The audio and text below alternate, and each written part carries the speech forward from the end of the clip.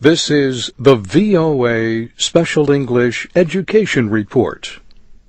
On July 9th, South Sudan becomes the world's 193rd nation.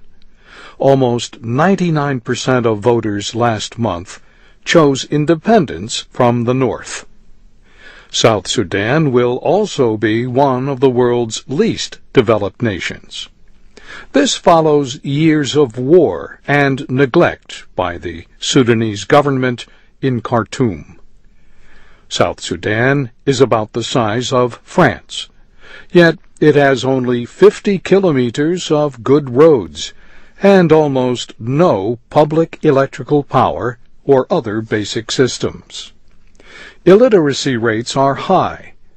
There are estimates that more than 80% of the population cannot read or write. There are 5 universities. 3 of them moved their operations to the north during the war. The southern government has brought most of the students back. Officials estimate that about 25,000 students have registered at the 5 universities. Classes were supposed to start in April, but the Ministry for Higher Education in the South has now moved the opening date to the middle of May. The government pays for food and provides housing for students. But Higher Education Minister Joseph Ukel says finding enough space was one reason for the delay. Another issue is money. The government in Khartoum will pay for the schools until July. Mr. Ukel says the southern government's proposed budget for this year does not include any money for the universities. Then there is the problem of teachers. Almost 75% of the lecturers are from the north. They are not likely to travel to the south to continue teaching for their schools. Mr. Ukel says his ministry has asked southern Sudanese teachers outside the country to return. Their problem was, what do you give us by way of carry-away salaries?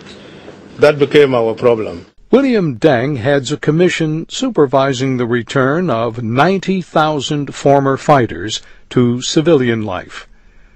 He says most of the soldiers who have come out of the Southern Army need education and training. They don't have skills. The skill they know is only soldiering.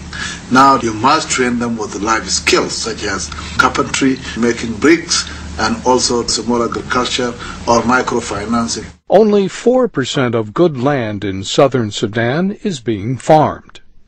Millions of people need food aid to survive.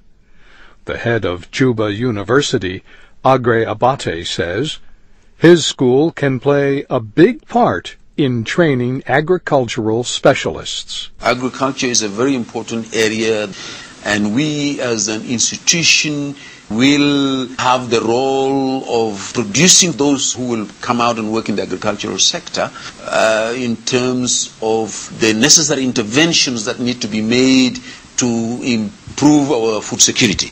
And that's the VOA Special English Education Report. I'm Bob Doty.